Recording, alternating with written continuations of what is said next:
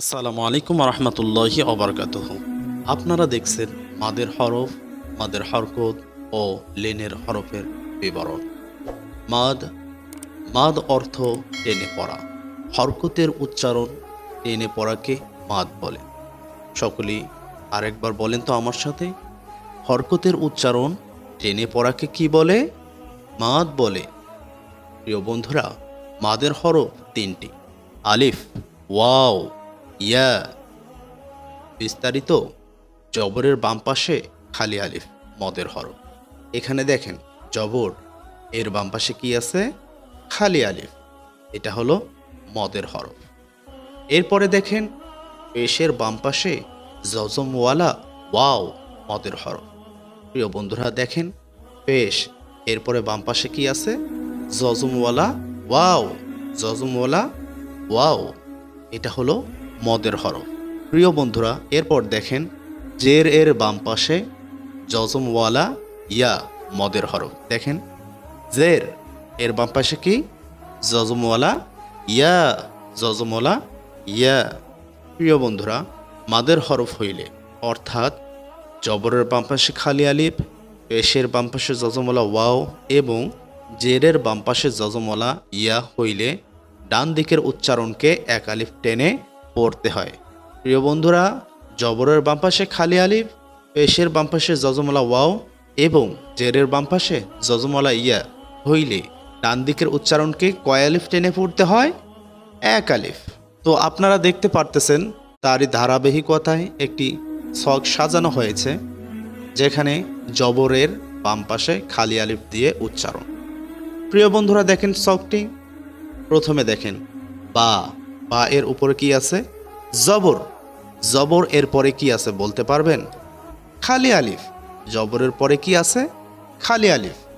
তো আমরা পড়ছি বা, আলিফ, জবর, বা, এক আলিফ টান। ওই যে পড়লাম, জবরের বাম পাশে খালি আলিফ, পেশের বাম পাশে জজমওয়ালা ওয়াও এবং জেরের বাম পাশে জজমওয়ালা ইয়া হইলে এক আলিফ টানিয়া পড়িতে হয় উচ্চারণ।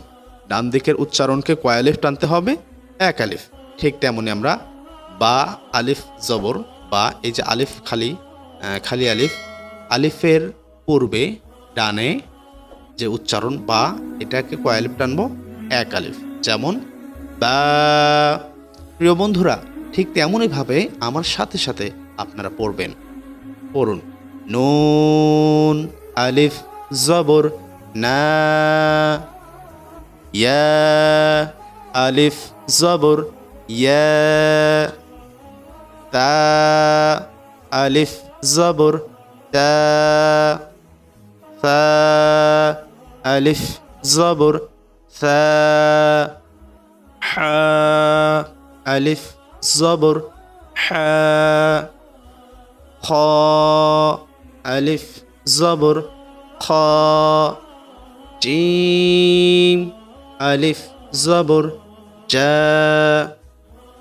সিন, আলিফ, জবর, সা, শিন, আলিফ, জবর, শা, صاد, আলিফ, জবর, ص, ضاد, আলিফ, জবর, ض, ط, আলিফ, জবর, ق, ظ, আলিফ, জবর, ظ। কয় আলিফ করে টানবো? এক আলিফ। আইন, আলিফ, জবর, আ, গইন, আলিফ, জবর, গ, ফা, আলিফ, জবর, ফা, কফ, আলিফ, জবর, ক, মিম, আলিফ, জবর, মা, কাফ, আলিফ, জবর, কা, হা, আলিফ, জবর, হা, দাল, আলিফ, জবর, দা, দাল, আলিফ, জবর, দা, র, আলিফ, জবর, র, زا ألف زبر زا واو ألف زبر وا লাম আলিফ জবর লা। এইভাবে এক আলিফ টেনে টেনে পড়তে হবে। কেন টেনে পড়তে হবে এক আলিফ? কারণ জবর এর বাম পাশে খালি আলিফ এসেছে। জবর এর বাম পাশে খালি আলিফ হলো মদের হরফ, আর মদের হরফ হইলে ডান দিকের উচ্চারণকে এক আলিফ টেনে পড়তে হয়। কয় আলিফ টেনে পড়তে হয় ডান দিকের উচ্চারণকে? এক আলিফ। তো প্রিয় বন্ধুরা, এরপরে আমরা পেশ দিয়ে পড়ব। পেশ এর বাম পাশে যজমলা ওয়াও, এটাও কিন্তু মদের হরফ। আর পেশের বাম পাশে যজমলা ওয়াও যদি হয় তাহলে আমরা কয় আলিফ টানবো? এক আলিফ টানবো। যেমন দেখেন প্রিয় বন্ধুরা, বা ওয়াও পেশ, এই যে পেশ বায়ে যে পেশ, পেশের বাম পাশে যজমলা ওয়াও এসেছে, তাই বা যে উচ্চারণ হবে ওয়াও ডান পাশে কি আছে? বা, তাই বা পেশ হু এক আলিফ টেনে পড়তে হবে। সকলেই আমার সাথে সাথে পড়ার চেষ্টা করবে। বা ওয়াও পেশ বু, নুন ওয়াও পেশ নু, ইয়া ওয়াও পেশ ইউ, তা ওয়াও পেশ তু, থা ওয়াও পেশ তু, হা ওয়াও পেশ হু, খা ওয়াও পেশ হু, জিম ওয়াও পেশ জু, সিন ওয়াও পেশ সু, শিন ওয়াও পেশ শু, صاد ওয়াও পেশ সু, ضاد ওয়াও পেশ দু, ক ওয়াও পেশ তু, ল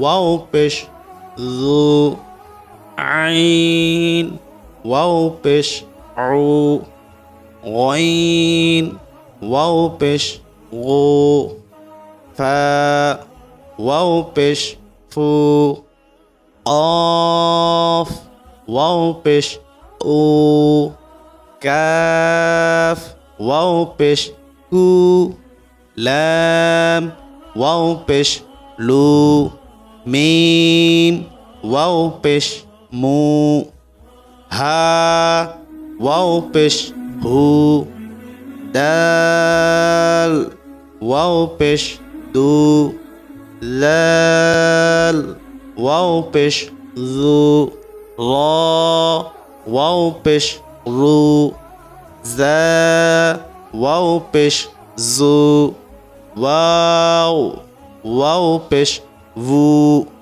হামসা ওয়াও পেশ উ। এখানে আলিফে জবর জের পেশ ও সাকিন হইলে আলিফকেও হামসা বলা হয়, তাই হামসা ওয়াও পেশ উ। প্রিয় বন্ধুরা, আমরা জবর দিয়ে জবরের বাম পাশে খালি আলিফ থাকলে মদের হরফ এক আলিফ টেনে পড়েছি। এরপরে পেশের বাম পাশে যজমলা ওয়াও, এ কারণে আমরা এক আলিফ টেনে পড়লাম। এরপরে থাকলো জেরের বাম পাশে যজমলা ইয়া। প্রিয় বন্ধুরা, জেরের বাম পাশে যজমলা ইয়া যদি হয় তাহলে এক আলিফ টেনে পড়তে হয়। আমরা এই যে নতুন ছকটি দেখতেছেন, এই ছকে আমরা জেরের বাম পাশে যজমলা ইয়া পড়বো এক আলিফ টেনে টেনে। দেখেন, বা ইয়া জের বি, তাহলে বা যে নিচে জের আছে, এই জেরের পরে কি? যজমওয়ালা ইয়া। জেরের বাম পাশে যজমওয়ালা ইয়া এসেছে, তাই আমরা কয় আলিফ টানবো? এক আলিফ টেনে পড়ব। তো আমি পড়ছি, আপনারা আমার সাথে সাথে পড়ার চেষ্টা করবেন। প্রিয় বন্ধুরা, শুরু করা যাক। বা ইয়া জের বি, নুন ইয়া জের নি, ইয়া জের ই, তা ইয়া জের তি, সা ইয়া জের তি, হা ইয়া জের হি, খ ইয়া জের খি,